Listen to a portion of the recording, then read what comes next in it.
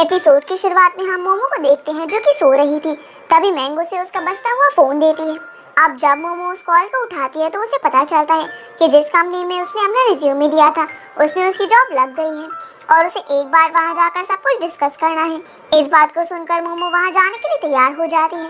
वही हम लोग फुपाई को देखते हैं जो कि मोमो का इंतजार कर रहा था। तब मैंग बाहर आती है और फुपाई उससे पूछता है कि मोमो कहाँ है, जिस पर मैंगो से बताती है कि बस आने ही वाली है। इतना बोलकर मैंग यहाँ से अपनी क्लास में चली जाती है।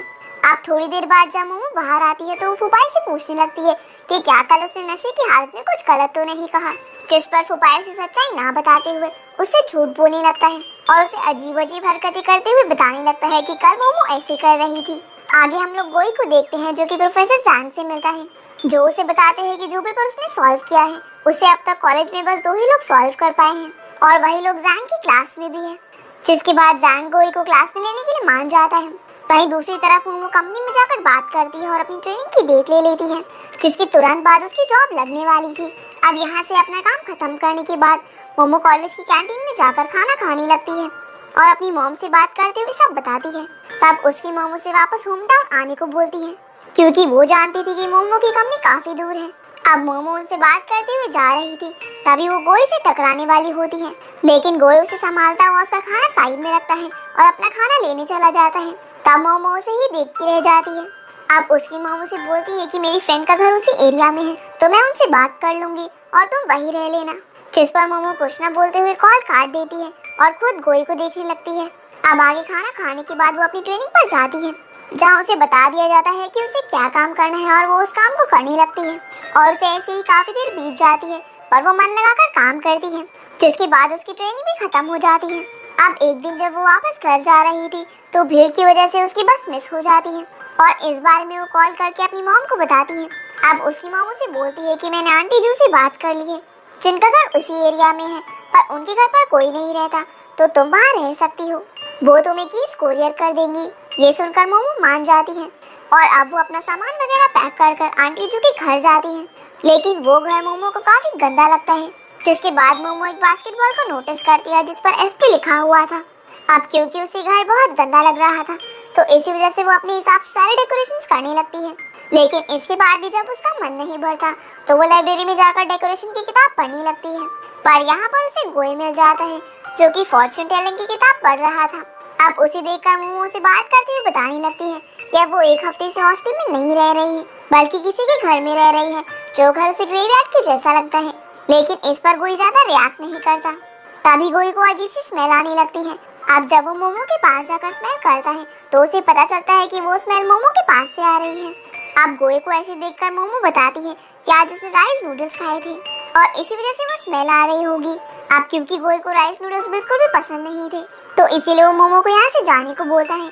अब शाम में जब मोमो घर पर होती है तब उसको उसकी मॉम का कॉल आता है जो उसे बताती है कि आंटी जू के बच्चे कल अपने घर आ रहे हैं तो मोमो उन्हें परेशान न करे, जिस पर मोमो हाँ बोलती है। अब उसकी मॉम उससे पूछती है कि घर की हालत सही है ना, जिस पर मोमो घर की हालत देखते हुए सच बोल देती है कि हाँ घर सही है।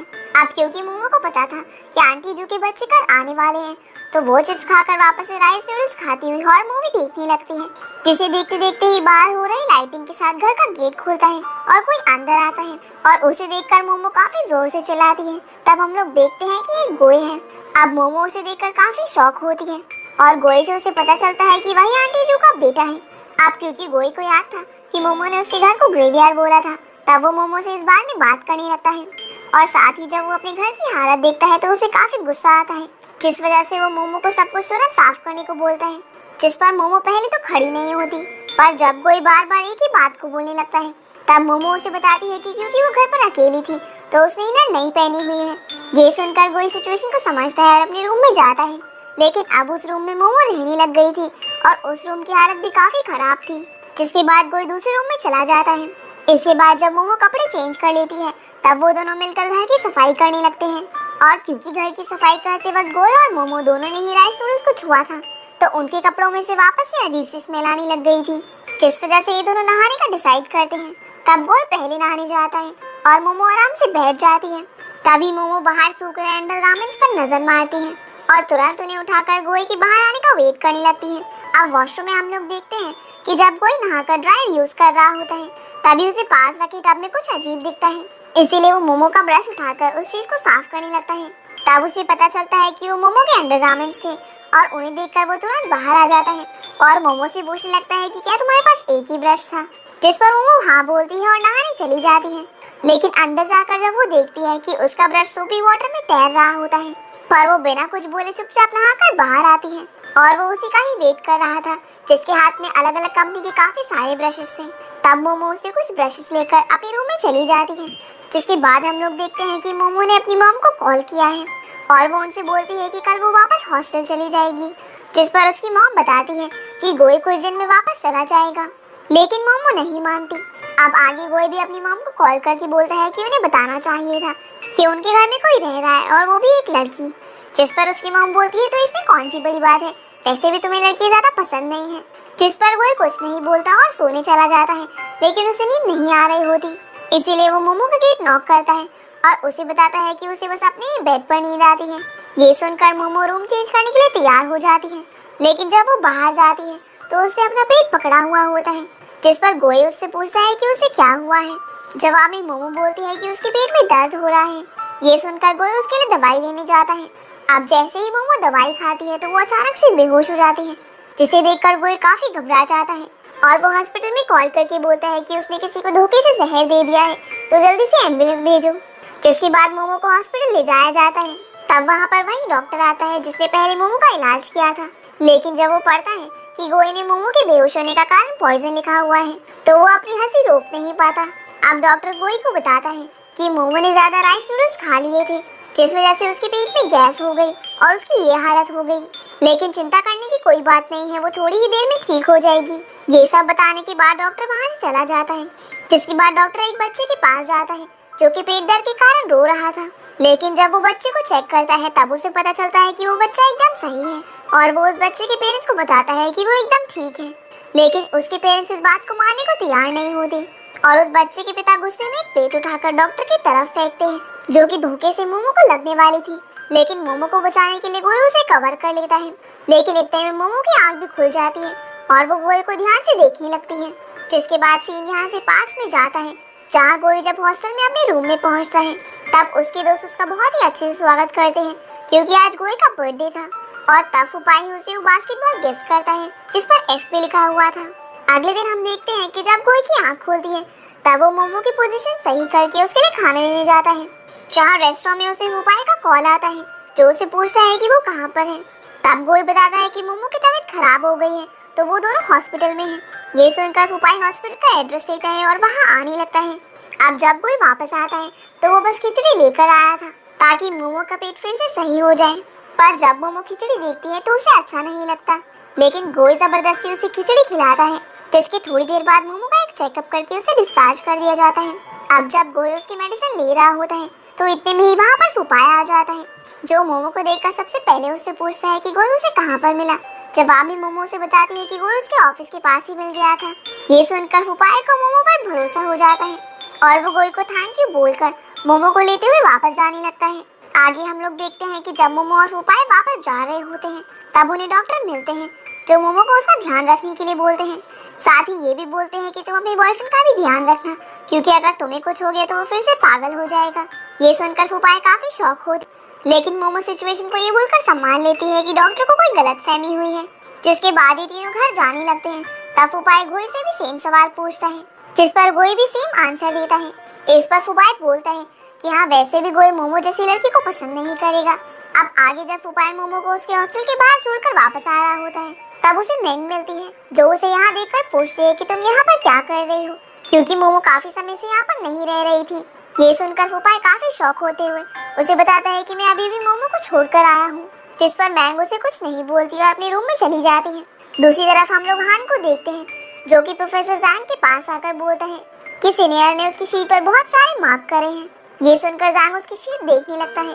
तब प्रोफेसर जोई बताते हैं कि उसके सारे आंसर्स गलत हैं, साथ ही वो आंसर्स भी गलत है जो कि सीनियर ने लिखे हैं, बट यहाँ पर पेंसिल से जो आंसर्स लिखे हैं वो सारे सही हैं।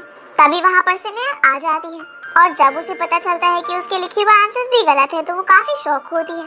जिसके बाद गोई आकर हान से कहता है कि तुम्हारे सारे आंसर्स गलत थे, तो मैंने उन्हें काट कर पेंसिल से सही आंसर्स लिख दिए थे। इतना बोलते हुए गोए अपनी रिपोर्ट सबमिट करके वहाँ से चला जाता है। अब जब वो चारों उसकी रिपोर्ट देखते हैं तो उसमें सभी सही आंसर्स थे। आगे हम लोग गोए को उसके रूम से सभी सामान पैक करते हुए देखते हैं, क्योंकि अब वो अपने घर में रहने जा रहा था। तब मोमो उसे मैसेज करके उसके घर की कीज मांगने लगती है, क्योंकि वो चाहती थी कि वो वापस अपने हॉस्टल में आ जाए। लेकिन गोई जानबूझकर अभी उसका रिप्लाई नहीं करता, जिस वजह से मोमो परेशान होने लगती है। अब थोड़ी देर बाद उसे गोई का कॉल आता है जो उसे बाहर बुलाता है। जब वो बाहर जाती है तो हम लोग देखते हैं कि गोई उसे उसके साथ चलने को बोलता है और फुपाई भी इन दोनों का पीछा कर रहा था। अब जब वो देखता है कि गोई और मोमो साथ में रह रहे हैं तो उसे बहुत ही ज्यादा बुरा लगता है और वो टैक्सी ड्राइवर से कहीं भी चलने को बोलता है। लेकिन ड्राइवर उसे अपने एक्सपीरियंस के बारे में बताने लगता है कि उसने कैसे कैसे लोगों को अपनी लाइफ में देखा है। अब उसकी बातों को सुनकर फुपाई उसे वापस चलने को बोलता है। दूसरी तरफ मोमो गोई के साथ उसके घर में होती है। तब गोई उसे बहाना बनाते हुए रोकने की कोशिश करने लगता है, इसीलिए मोमो उसकी घर की बेडशीट को सही करने के लिए रुक जाती है। पर वो ये बोलती है कि तुम एकदम पागल हो और तुम तब तक नहीं सुधरोगे जब तक मैं तुम्हें मारूंगी नहीं। ये सुनकर गोई कुछ सोचने लगता है और मोमो अब शीट सुखाने जाती है। लेकिन क्योंकि बेडशीट में बहुत ही ज्यादा पानी होता है तो वो गोई को बुलाती है। अब जैसे ही मोमो उस चादर को झटकने लगती है तो गोई उस चादर को छोड़ देता है, जिस वजह से वो नीचे गिर जाती है। अब जब मोमो पूछती है कि उसने ऐसा क्यों किया तो गोई बोलता है कि उसे लग रहा था कि मोमो उसे मारने वाली है। ये सुनकर मोमो हंसते हुए एक डंडा उठाकर गोई को लेते हुए नीचे जाती है और गोई से चादर निकालने को बोलती है जो कि एक पेड़ पर अटक गई थी। अब गोई पहले चादर को निकालने की काफी कोशिश करता है, लेकिन वो उससे नहीं निकलती। तब मोमो उसे मोटिवेट करती है, जिससे गोई एक लंबे छलांग मारता हुआ चादर को निकाल लेता है। लेकिन चादर मोमो के ऊपर गिर जाती है और अब जब गोई चादर को हटाता है तो मोमो धोखे से गोई के काफी नजदीक आ जाती है, जिसे पास की टैक्सी में बैठकर फुपाई भी देख रहा था। अब जब वो दोनों फुपाई को देखते हैं तो काफी शौक होते हैं और उसे ऊपर ले जाते हैं। लेकिन क्योंकि फुपाई को लग रहा था कि मोमो और गोई लिव इन रिलेशनशिप में रह रहे हैं तो वो इन दोनों से सही से बात नहीं करता। साथ ही मोमो को भी काफी बुरा भला बोलता है, जिसे सुनकर मोमो खड़ी होती हुई उससे पूछती है कि तुम बताओ तुम्हारा और मेरा क्या रिश्ता है और उसमें हम लोग क्या कर सकते हैं। अब इस बात को सुनकर फुपाई चुप हो जाता है और गोई से बोलने लगता है कि मोमो और उसकी जोड़ी काफी अच्छी है। ये सब बोलने के बाद फुपाई वहाँ से गुस्से में चला जाता है। अब उसके जाने के बाद गोई समझ गया था कि मोमो का मूड ऑफ है, इसीलिए वो उससे बात करने की कोशिश करता है, लेकिन मोमो उससे भी बात नहीं करती और वहाँ से चादर को धोने के लिए वॉशरूम में चली जाती है, जहाँ चादर को मशीन में डालते वक्त मोमो के हाथ में कट लग जाता है, जिसे देखकर गोई तुरंत उसके पास आता है। लेकिन मोमो उसे वहाँ से जाने को बोलकर जोर जोर से रोने लगती है, क्योंकि आज उसने अपना बहुत ही अच्छा दोस्त खोया था। वहीं हम फुपाई को देखते हैं जो कि खुद भी बहुत ही ज्यादा दुखी था और सोच रहा था कि क्या उसने सही किया या फिर नहीं। अब जब वो अपने कॉलेज पहुंचता है तो वहाँ उसे स्पोर्ट्स टीचर से काफी डांट पड़ती है, क्योंकि वो आज आफ्टरनून वाले इम्पोर्टेंट मैच में गायब था। दूसरी तरफ हम लोग देखते हैं कि गोई मोमो के लिए बैंडेजेस और वाटरमेलन लेकर आता है, जिसे देखकर मोमो उसे थैंक्स बोलती है और अब ये दोनों बैठकर वाटरमेलन खाते हुए बातें करने लगते हैं। अब जब ये दोनों वाटरमेलन खा रहे थे तभी मोमो को उसके ऑफिस से कॉल आता है, जहां उसे सभी रिपोर्ट्स लेकर तुरंत बुलाया जाता है। इस बात को सुनकर मोमो तुरंत वहां पर भागकर जाने लगती है और उसके जाने के बाद गोई मोमो के वाटरमेलन में एक बाइट लेते हुए हंसने लगता है। इसी के साथ ही एपिसोड यहीं पर खत्म हो जाता है। तो गाइस ये थी आज की वीडियो एंड आई होप आप लोगों को वीडियो पसंद आई होगी, तो वीडियो को लाइक करके चैनल को सब्सक्राइब जरूर कीजिएगा। तो आपसे फिर मिलते हैं अगले वीडियो में, तब तक के लिए गुड बाय।